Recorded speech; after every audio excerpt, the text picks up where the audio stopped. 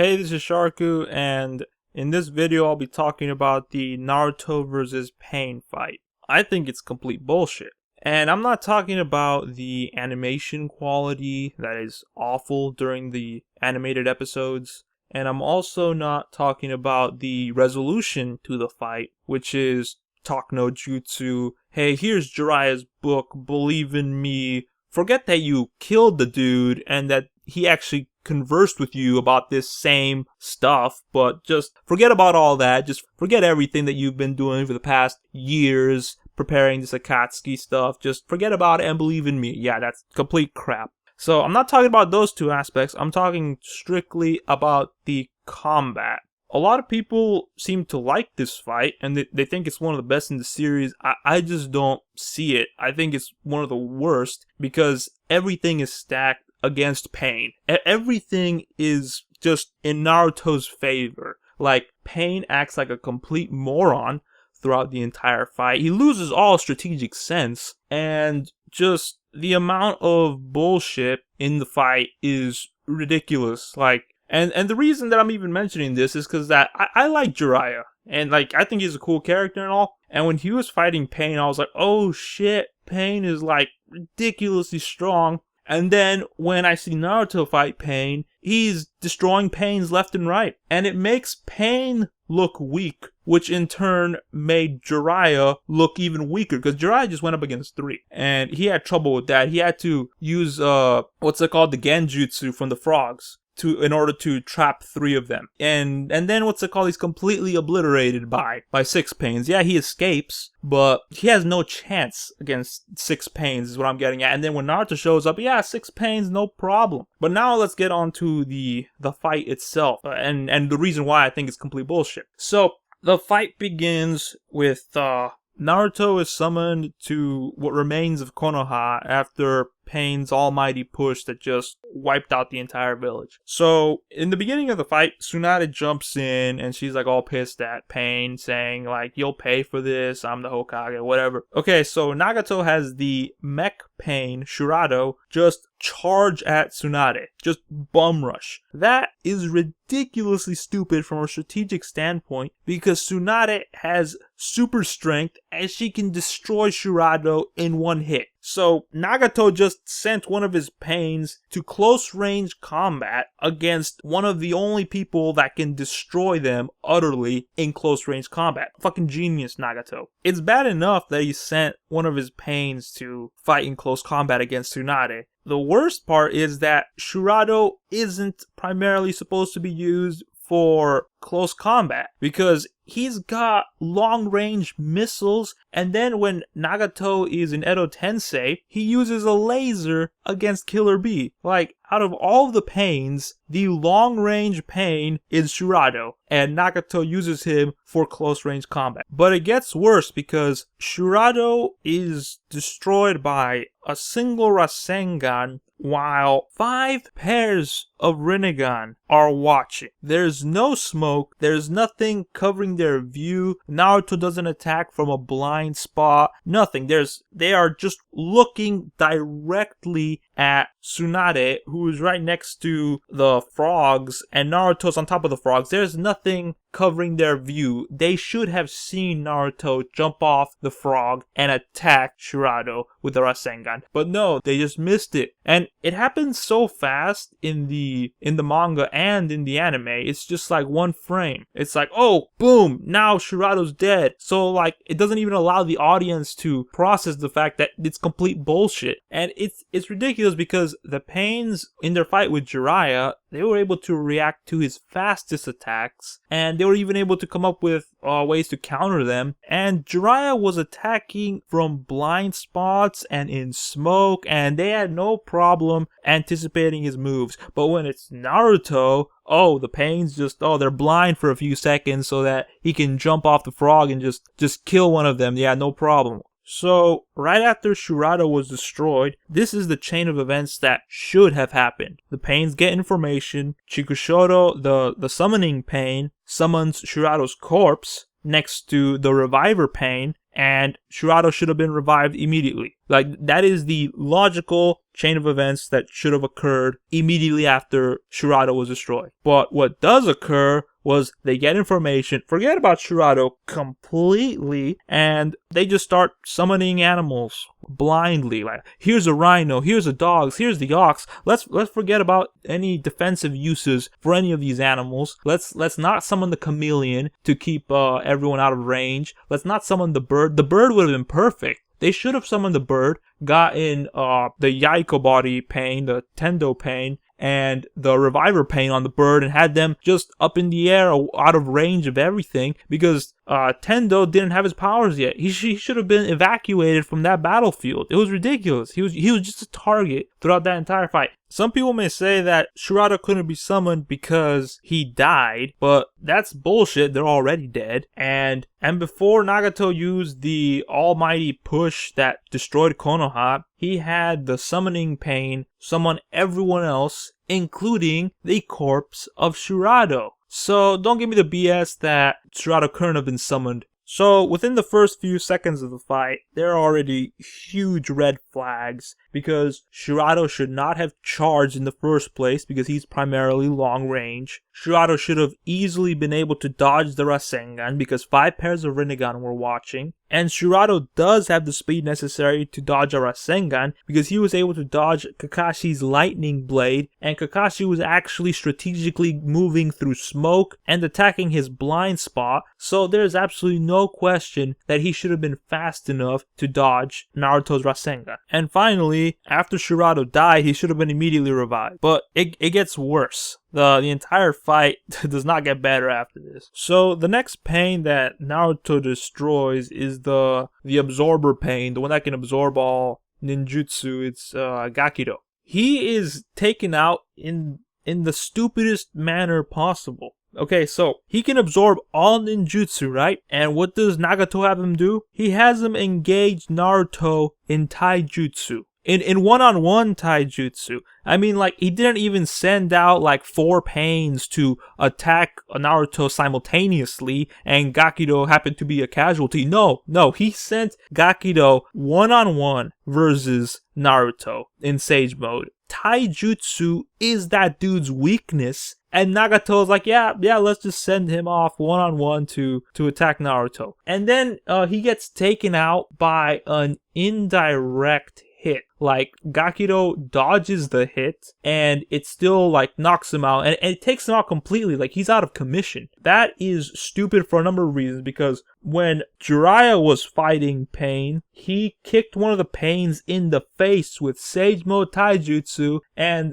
that Pain got up with no problems whatsoever. Now, Gakido gets hit with an indirect punch, like it was nature energy that pushed him away or whatever. And Gakido's all of a sudden out of commission. He can't get back up. He's done. When even when they do block, like later in the fight when he's fighting Tendo one-on-one, he kicks Tendo and Tendo blocks. He's got good footing, like his feet are on the ground. He blocks the attack directly and he's sent flying. That's Naruto's taijutsu in Sage Mode. Now let's look at Jiraiya's taijutsu in Sage Mode. He goes to Pain's blind spot in smoke, and the Pain is able to block his Sage Mode attack in midair. So he's got no footing, no support, nothing. And the Pain is able to block midair from a ridiculous angle. Like, he just moves his hand back and he blocks Jiraiya's attack. He isn't sent flying or anything. Why is Naruto so much stronger than Jiraiya when they're both using the same Sage Mode? Naruto mastered it, but there shouldn't be that big of a gap between their taijutsu abilities. So, Gakido is taken out in an indirect hit, which is BS, when he should never have engaged Naruto in one-on-one taijutsu because that's his weakness, and all of the Pains should have attacked Naruto simultaneously. And if Pain was going to attack Naruto with taijutsu, he should have used the expendable Pain, the one that has the weakest power, that he rips people's souls out, because that is the Pain that he used for taijutsu against against Jiraiya, and if that pain gets a hold of somebody, he can actually rip their soul out, so he's actually the best suited for taijutsu. At the very least, Gakido and this expendable pain, they should have attacked simultaneously. Anyway, after Gakido's taken out, the next pain that's taken out is the expendable pain, Ningendo. And he's taken out because he jumps in the way of the Rasen Shuriken and he throws the summoning pain out of the way. This made no sense to me because why couldn't they all jump out of the way? I mean, they were staring at Naruto, who was taking his time making a Rasen Shuriken, just standing there, and then he throws it. He was telegraphing his attack. And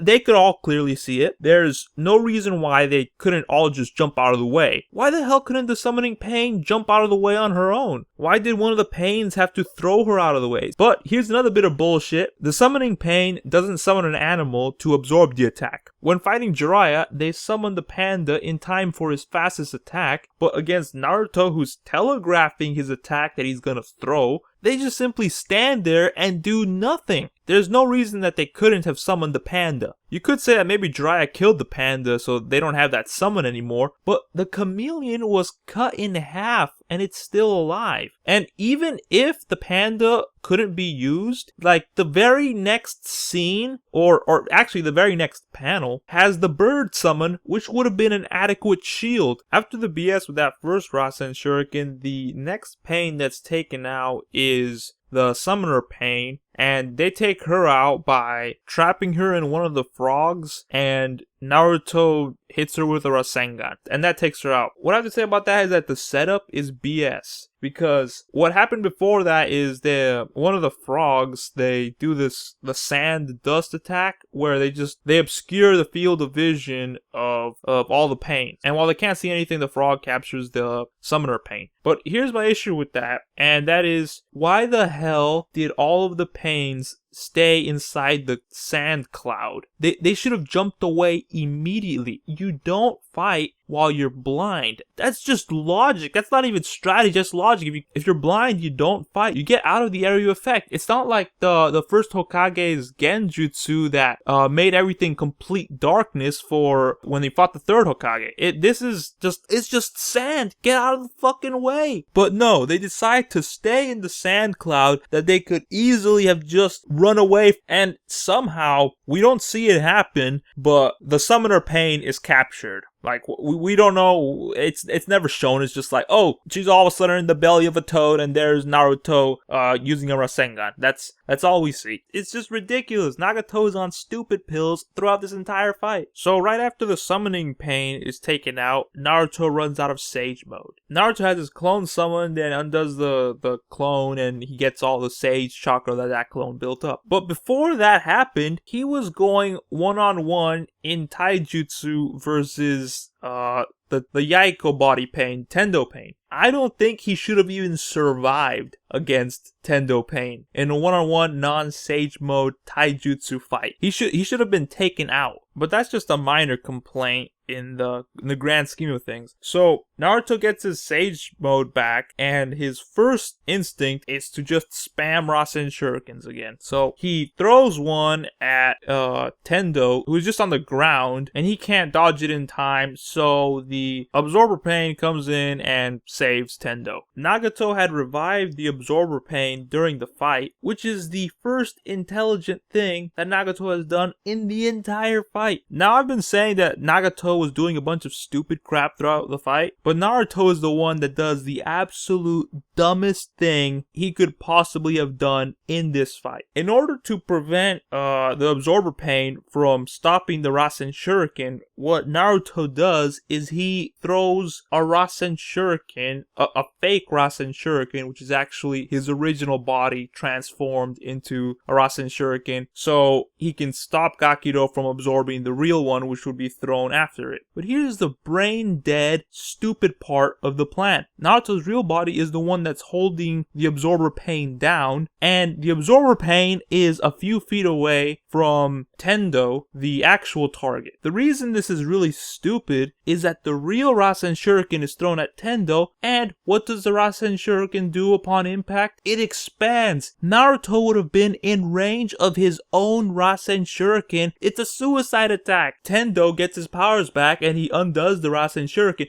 but if that had not happened, Naruto would be dead. This is also where Naruto should have run out of his Sage mode, because he threw 2 Rasen Shurikens. He should have been completely out of Sage mode, but he still has enough to take out the Reviver Pain, and then he's caught by the Absorber Pain, who has to absorb what's left of the Sage mode chakra. And then while being still, he creates more, and that turns the Absorber Pain into a Stone Frog. After that, Naruto's immobilized. Hinata tries to save him. She almost gets killed. Seeing that makes Naruto go on a rampage, and he fights Pain with 6 tails of QE chakra out, and then he goes all the way up to 8 tails. But before he unleashes all 9 tails, the 4th Hokage redoes the seal, so Naruto's back to normal. The problem that I have with this is not that Minato showed up to redo the seal. I'm fine with that. The problem is that Naruto is completely undamaged from his rampage. After fighting Orochimaru with just 4 tails of QE chakra, he was left really injured, and it took him a while to recover. He even collapses after he's healed up, so he's really injured after just 4 tails. But after unleashing 8 tails, he's just perfectly fine. He's just standing on top of the meteor that Pain created. And where did his red cloak go? After the 8 tails are suppressed, he just shows up without his cloak. And how the hell did Katsuya survive all of that? So the fight is almost over at this point. Naruto gets back into Sage mode within seconds. He's just like, oh, yep, Sage mode, it just takes a few seconds and he's back in. And Tendo is able to use his abilities right off the bat, even though he just created a meteor. After he leveled the village, he needed a long time before he could use his powers again, but creating a meteor, yeah, he can use his powers instantly again. So it's like, there's a few inconsistencies there. And so the fight ends with Tendo dodging 2 Rasen Shurikens, but being hit by our Rasengan from the original Naruto, who is thrown by his clone. And after that final Rasengan, the fight ends. All I have to say that is, if Nagato wasn't portrayed as a complete moron throughout this entire fight, Naruto would not have stood a chance. He would have been captured while all 6 Pains were still alive, but since he's the main character and he can't be captured, they had